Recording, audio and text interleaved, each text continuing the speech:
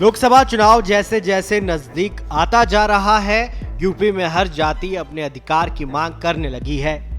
इसी कड़ी में प्रजापति समाज ने भी हुंकार भरी है और बीजेपी से लोकसभा चुनाव में राजनीतिक हिस्सेदारी मांगी है।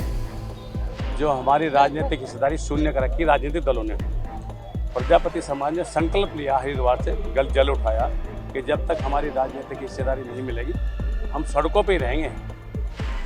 क्योंकि 78 सालों में 543 जो टिकट है लोकसभा के, एक भी टिकट देने का काम नहीं किया, जबकि 0.5% से 30 टिकट हमें मिलने चाहिए।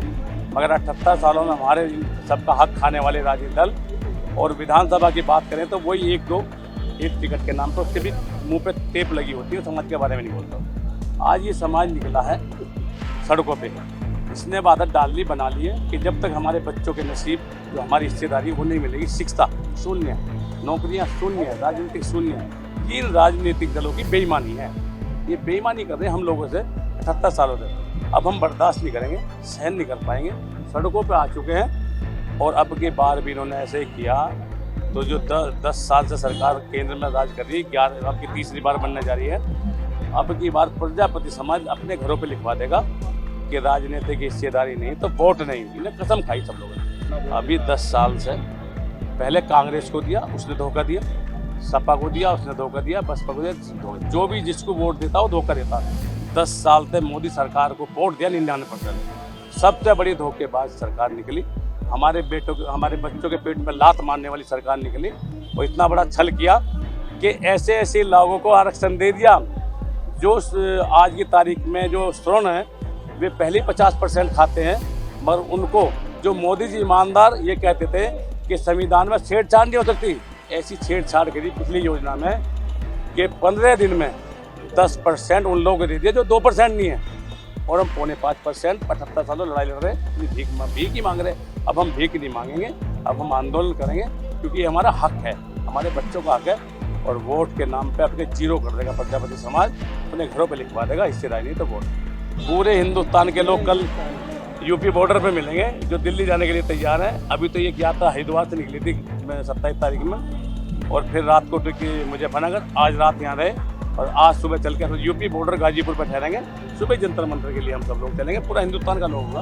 हम अपने लिए कोई नहीं मांग रहे हैं यहाँ पे, हम चाहते हैं हिंदुस्तान में 0.5% के हिसाब से 30 लोकसभा टिकट बनते हैं। कहीं ना कहीं हम 15 पे फैसला कर लें। मगर यार 78 सालों में देखो एक नहीं दे पाए, कितना बड़ा दुर्भाग्य है हमारा।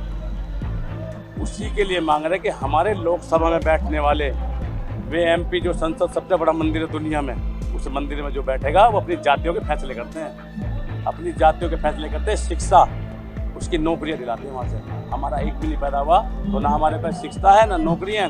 और गाँव में जब हम बैठते हैं 85% तुम हाथ जाके देखो जाति से, इधर गधा इधर भैंस, बीच में रोटी खा रहा, और जब भट्टे पे जाता 50 ग्राम मट्टी खा जाता डेली। और 35 साल का युवा 60 साल का लगता है। जहाँ से टिकट देना चाहते हैं हमारी हिस्सेदारी के में, वहाँ से लड़ेगा।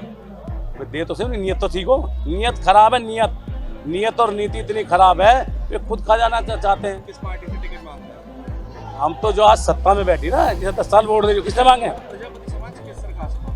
10 साल वोट दिया बीजेपी को, फ्री में वोट दिया। जहाँ मजदूरी की वो हमारे लोगों जो पार्टी में रह रहे उन्हें दे देना। मैं नहीं मांग रहा, मैं किसी पार्टी की वो नहीं पकदार, ये नहीं किसी का, ये नहीं। हम तो लड़ाई लड़ रहे हो जो जिस बीजेपी में हमारे लोग नेता उनको दें वोट टिकट, मुझे ना दें। मैं नहीं मांग रहा, उनको लोकसभा के टिकट दें हमारे 10-15। मैं नहीं कह रहा मुझे टिकट दें, मुझे जरूरत नहीं है, मैं तो सड़कों का आदमी हूँ। बिल्कुल छोड़ दिया घर मैंने, पर ये काम हम करके रहेंगे। उन्हीं को देते हैं, मैं अपने पक्षधरों को दे रहा हूँ। उत्तर प्रदेश की हर खबर से अपडेट रहने के लिए श्रेष्ठ यूपी को करें सब्सक्राइब, बेल आइकन दबाएं और देखते रहें श्रेष्ठ यूपी।